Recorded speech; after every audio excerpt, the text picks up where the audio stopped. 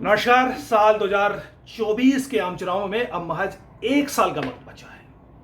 समय कम है। इस बात को anti India, anti Modi elements बड़े अच्छे तरीके से समझते हैं। लिहाजा यह बड़े डेस्परेशन का वक्त है, जिसकी एक झलक आप इन दिनों सोशल मीडिया पर भी, मेन स्ट्रीम मीडिया में भी और विदेशी मीडिया में भी देख ही रहे होंगे। एक तरफ तो आप देख रहे हैं कि किस तरीके से कांग्रेस के युवराज राहुल गांधी लंदन में इन दिनों भारत में खत्म होती डेमोक्रेसी पर लेक्चर देते हुए दिखाई दे रहे हैं, और वो इंतजार कर रहे हैं, वो मांग कर रहे हैं कि भाई यूरोप और यूएस क्यों चुप है, भारत में डेमोक्रेसी खत्म हो रही है, उधर से रिएक्शन क्यों नहीं आ रहा है।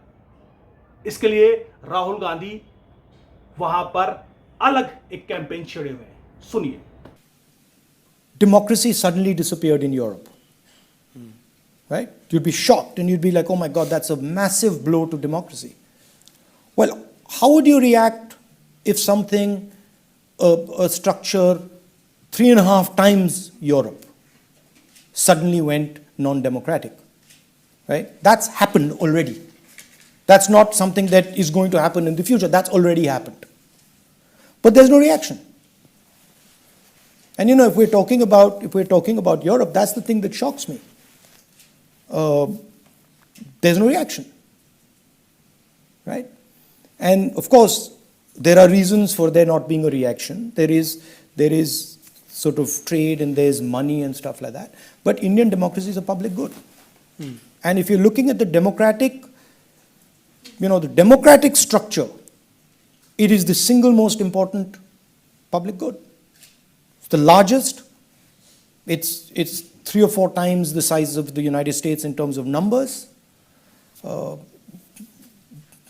Same with regards to Europe. So the surprising thing is that the so-called defenders of democracy, which are the United States, European countries, seem to just be oblivious that a huge chunk of the democratic model has come undone, right? Which is a real problem.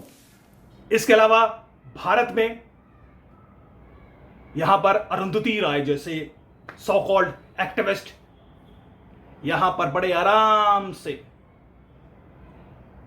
अच्छे कपड़े पहने हुए AC rooms में आराम से यहां पर India में रहते हुए आराम से ये साबित करने पे तुले हुए हैं कि किस तरीके से यहां पर आजादी की अभिव्यक्ति पर ताला जड़ दिए गए।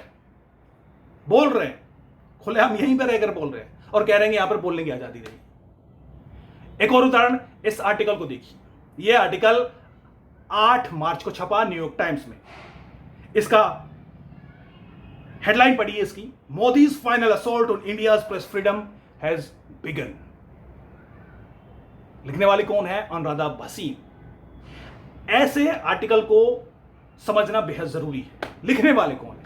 अनुराधा भसीन, कश्मीर केंद्रित एक अखबार जो कि श्रीनगर से चलता है, कश्मीर टाइम्स, उनकी एग्जीक्यूटिव एडिटर, दरअसल मालकिन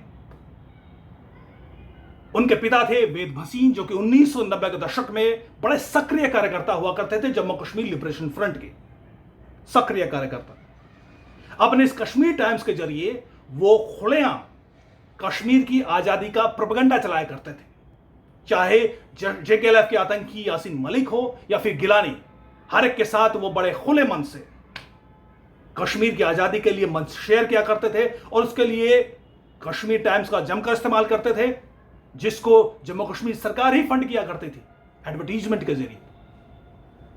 और अंतरराष्ट्रीय मंचों पर भी यही वेद भसीन इन्हीं अलगाववादी आतंकी नेता यासीन मलिक और गिलानी जैसे नेताओं के साथ अंतरराष्ट्रीय मंचों पर, यूएस में, यूरोप में, वहां पर प्रोपेगेंडा सेमिनार्स में, इवेंट्स में हिस्सा लिया करते थे, जिसको पाकिस्तान के आईएसआई एजेंट गुलाम नबी फई जैसे लोग इन इवेंट को ऑर्गेनाइज कराया करते थे।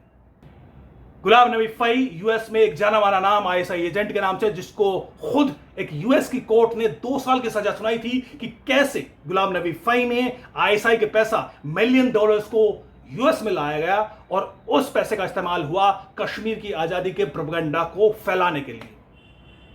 इसके लिए इवेंट कराए जाते थे, और जिसमें जैसे ये एक इवेंट है इस इवेंट में association of humanitarian lawyers and Kashmiri American council Kashmir centre 6th international Kashmir conference 2006 का ये इवेंट है। इसमें वेद भसीन भी है, अनुराधा भसीन भी है, इसमें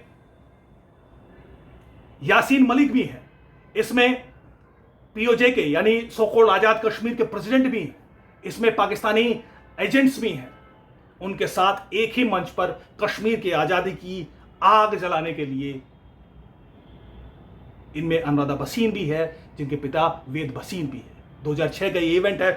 सोचिए, आतंकियों के साथ, खुलेआम पाकिस्तानी एजेंटों के साथ, और इधर कश्मीर टाइम्स जैसे अखबारों का इस्तेमाल किया करते थे। वेद भसीन की मृत्यु 2015 में हुई और उसके बाद किस तरीके से उनकी मृत्यु पर शोक संदेश लिखे गए। यही पाकिस्तानी एजेंट गुलाम नबी फई ने कश्मीर लाइफ, एक और प्रोपेगेंडिस्ट अखबार कश्मीर में, उसमें सीधे तौर पर उन्होंने बड़े शौक एक आर्टिकल लिखते हैं उनकी शान में कि किस तरीके से वेद भसीन एक जुझारू कार्यकर्ता हुआ करते थे। वो नो इफ नो बट बड़े इतने बोल्ड इनफ थे कि वो सीधे आवाज में कश्मीर की, वो मानते थे कि कश्मीर की आजादी ही कश्मीरी के मसले का एकमात्र हल है। कौन लिखते हैं? वही आईएसआई एजेंट गुलाम नबी फई वेद भसीन के लिए। इसके अलावा JKLF भी बड़ा शौक संदेश उनकी मृत्यु पर लिखते हैं। सोचिए कि क्या जमाना रहा होगा, कितने खुलेआम तरीके से कश्मीर में आतंक की आग को भड़का रहे थे। यही अनुराधा भसीन हाल ही में एक चर्चा में थी क्योंकि इन्होंने श्रीनगर और जम्मू में 2-2 सरकारी फ्लैट पे कब्जा किया हुआ था, जिनको एक जमाने में जम्मू कश्मीर की सरकार ने इनको गिफ्ट किया था। 2015 में वेद भसीन की मृत्यु हो गई थी। उनकी मृत्यु के बाद भी अनुराधा भसीन उस फ्लैट पर, सरकारी फ्लैट पर कब्जा करके अवैध तरीके से रह रही थी। सरकार ने बार बार कोशिश की खाली कराने की, और उसके बाद अनुराधा भसीन को वो खाली करने पड़े। सोचिए कि कैसे पत्रकार हैं, कि किस तरीके से सरकार की जमीन, फ्लैट्स में रहते हैं, उसी रिसोर्सेज को, और करोड़ों के एडवर्टीजमेंट दिए जाते थे दशकों तक। जम्मू कश्मीर सरकार करोड़ों को एडवर्टीजमेंट प्रायोरिटी पे देती थी इन अखबारों को। 2019 के बाद जब आर्टिकल 370 हटा, उससे पहले ही इन अखबारों के एडवर्टीजमेंट को बंद कर दिया गया। इनको जो पैसा आता था, भारत सरकार का ही पैसा जो जम्मू कश्मीर सरकार को जाता था, और वो ऐसे प्रोपेगेंडिस्ट को एडवर्टीजमेंट के जरिए इनको दिया जाता करोड़ों रुपए साल का, और फिर उसी में वो कश्मीर की आजादी की आग जलाते थे। अब सोचिए, वो अनुराधा भसीन भारत में प्रेस फ्रीडम की बात करें। प्रेस फ्रीडम तो खत्म होगा ही, क्योंकि इनके प्रोपेगेंडा पे लगाम लगा दी गई है। इनको जो करोड़ों रुपए एडवर्टीजमेंट के नाम पे दिए जाते थे गवर्नमेंट के जरिए, उस नल को बंद कर दिया गया है। इनसे सरकारी फ्लैट छीन लिए गए हैं। निश्चित तौर पर दर्द तो होगा ही, लिहाजा इन्होंने अपने प्रोपेगेंडा को पूरी तरीके से, पूरी जी जान लगा दी है कि किसी तरह 1 साल जो ये है, इसमें ऐसा कंफ्यूज, ऐसा क्योस क्रिएट करना है कि मोदी सरकार किसी तरह सत्ता से हट जाए, पीएम मोदी किसी तरह सत्ता से हट जाए। उसकी कोशिश पूरी तरीके से जारी है, लेकिन इनका सच सामने लाना भी हमारे लिए बेहद जरूरी है, जो कि मैंने आपको दिखाया। अब आप ध्यान रखिए कि अगर आप इस तरह के प्रोपेगेंडा खबरें देखते हैं, सुनते हैं, तो पहले उन्हें अच्छे तरीके से देखें कि उसमें लिखा क्या गया है, लिखने वाले कौन है, उसके पीछे कौन है। थोड़ा अपने से भी रिसर्च करिए, गूगल के जरिए छानिए, बड़ा आसान है।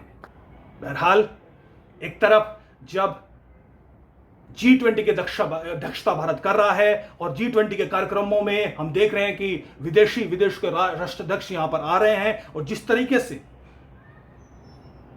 बदलते वक्त में भारत की लीडरशिप की चर्चा दुनिया भर में है, और दूसरी सरकारें यहां पर आकर, दूसरे के विदेश मंत्री, प्रधानमंत्री आकर यहां पर भारत सरकार की तारीफ के जो पुल बांध रहे हैं, ऐसे वक्त में इनको पता है कि अंतर्राष्ट्रीय मंच पर किस तरीके से क्योस क्रिएट करना है, इसके वो मास्टर रहे हैं। लिहाजा उन्होंने जी जान लगा दी है। लिहाजा आने वाले दिनों में आपको इस तरह का कंटेंट सोशल मीडिया पर भी और विदेशी मीडिया में भी जमकर दिखाई देने वाला है। लिहाजा जरूरी है कि कदम आर्टिकल दर आर्टिकल इनके इस प्रोपेगेंडा को एक्सपोज किया जाए। हम भी करेंगे, आप भी करते रहिए। नमस्कार, धन्यवाद।